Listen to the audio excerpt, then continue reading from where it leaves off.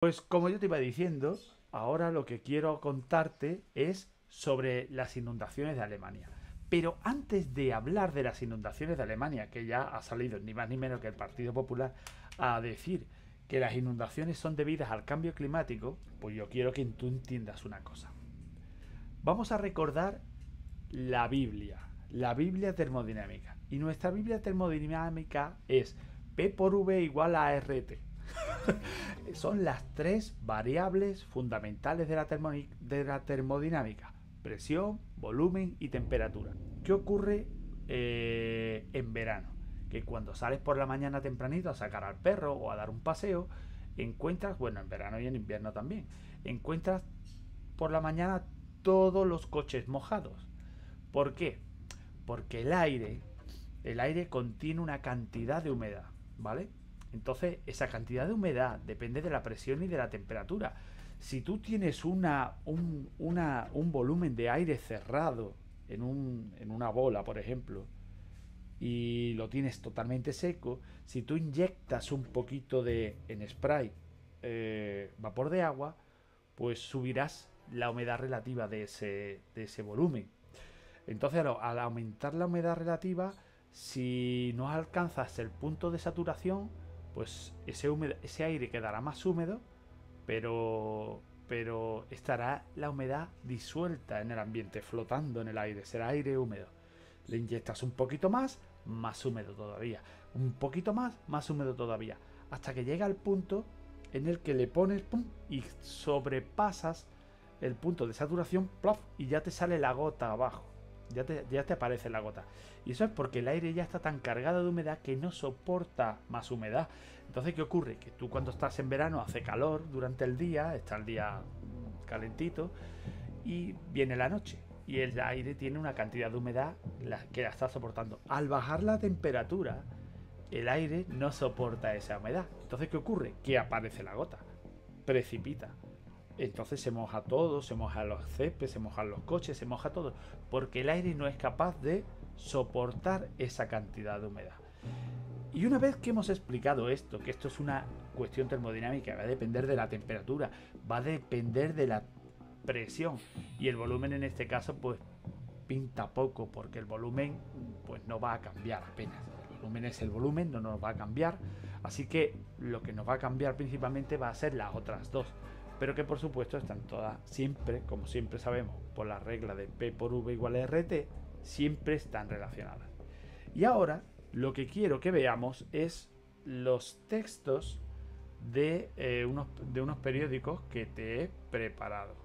Esta es una revista, claro, si nos vamos a la prensa de siempre, a la convencional, pues esa nos va a decir que esto es cambio climático, que patatín, que patatán, siempre nos van a contar lo mismo del alarmismo. Pero vamos a ver, ¿de qué hablamos exactamente cuando hablamos de gota fría? Es importante, ¿eh? Vamos a leer. A raíz de varios episodios catastróficos en los años 80, el término gota fría se convirtió en una especie de cajón desastre que englobaba cualquier situación de lluvias torrenciales sin importar el fenómeno físico que las originaba. El término tiene su origen a finales del 19 en la palabra alemana, ojo, es una palabra alemana, Kaltentropfen. A ver si Luis fuese capaz de pronunciarla por lo menos correctamente. Que traducida a nuestro idioma significa gota de aire frío. La expresión hace referencia a una situación meteorológica caracterizada por un área en altas capas de la atmósfera, generalmente por encima de los 5.000 metros de altitud, cuya presión y temperatura es mucho mejor que el área circundante, de ahí que sea gota fría. Bien, aquí viene un mapa, viene una explicación. Lo que la mayoría de la gente desconoce es que este tipo de embolsamientos fríos en altura ocurren muchas más veces de lo que pensamos, pero no en todos ellos se producen precipitaciones y tiempo adverso. El aire está saturado de humedad y la cantidad disponible a precipitar es muy alta. Existen factores tales como la grafía, las corrientes de chorro, y cuando todos ellos se confabulan, el tiempo adverso está asegurado. Bien, lo que hemos leído aquí es realmente interesante, Porque tenemos que tener en cuenta que en el norte de Europa, y yo lo conozco muy bien porque voy mucho allí, por ejemplo, ahora mismo hay unas temperaturas de 32-33 grados y hay mucha humedad. Por ejemplo, en las ciudades europeas, en Riga, por ejemplo, que es la que conozco, la que mejor conozco yo, hay muchísima humedad, hace calor, todo ese aire se forma una corriente ascendente y de buenas a primeras choca con una capa de corriente en chorro polar que está muy fría. Entonces, al igual que ocurre con la rociada, ¿no? Es decir, baja la temperatura y se precipita, pues ese aire ascendente que es muy, muy, muy húmedo, cuando llega a unas alturas, toca con esa corriente de chorro polar y se enfría de buenas a primeras. Y claro, te cae el agua a cubetazos. Entonces sí, es un proceso meteorológico. Yo no soy un experto en meteorología, pero entiendo la termodinámica. Por lo tanto, es un proceso completamente termodinámico. Pero, ¿se debe esto que está ocurriendo al cambio climático? Esa es la pregunta. Claro, lo que tienes que preguntarte es si esto ha pasado otras veces. Entonces, ahora es cuando vamos a otro recorte de periódico. Inundaciones en Alemania deja más de 100 muertos y 300.000 desaparecidos. Bueno, ese es el titular. Nos venimos aquí aquí no te he subrayado nada porque de este sí, las fotos son bastante impactantes, ¿vale? Las fotos son impactantes, ¿no? Pero te he subrayado aquí al final porque me gusta que dice: este número de muertos en Alemania representa el número más alto de cualquier catástrofe natural desde una inundación en el Mar del Norte en 1962 que mató a 340 personas. Oye, no te voy a decir que esto es falso, pero lo que sí te digo es que esto, si estamos hablando de 1962, entonces esto es que ya ha pasado. Si esto ya ha pasado, seguro que hay literatura al respecto, ¿no lo crees? Dice: las inundaciones en Alemania entre las más graves de las últimas décadas. Bueno, ya te está dejando entrever ahí que ha habido otras veces en las que ha habido inundaciones, ¿vale? Entonces ahora dice: las inundaciones registradas por un temporal de lluvias en Alemania que han causado al menos 30 muertos y decenas de desaparecidos.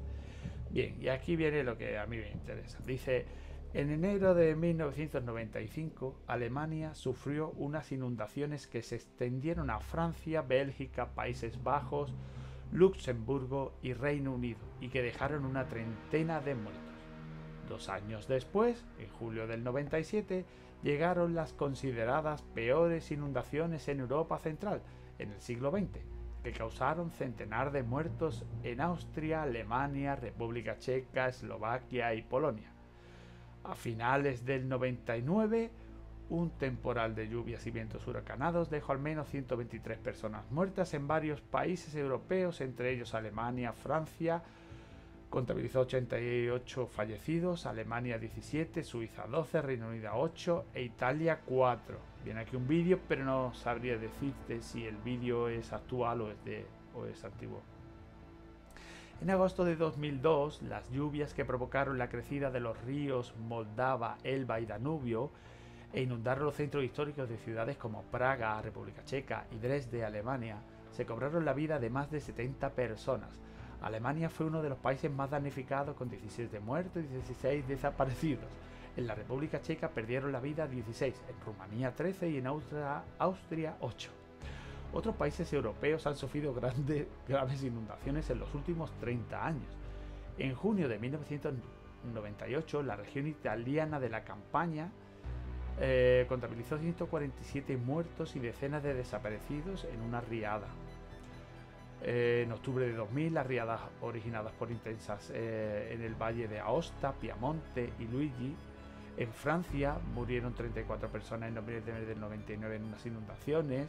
En fin, en septiembre de 2002, Rumanía, en junio del 2000, de 1998, en julio del 2005, en Rumanía y Bulgaria, También en Rumanía, durante el verano de 2005,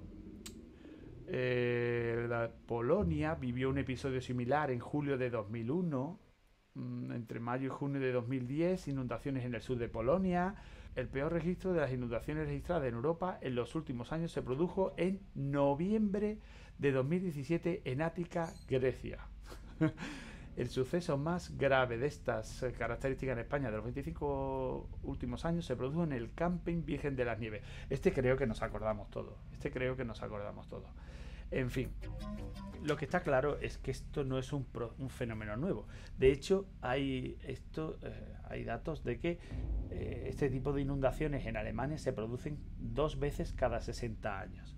Entonces, bueno, 2 veces cada 60 años quiere decir pues que hay 58 años en los que no pasa nada.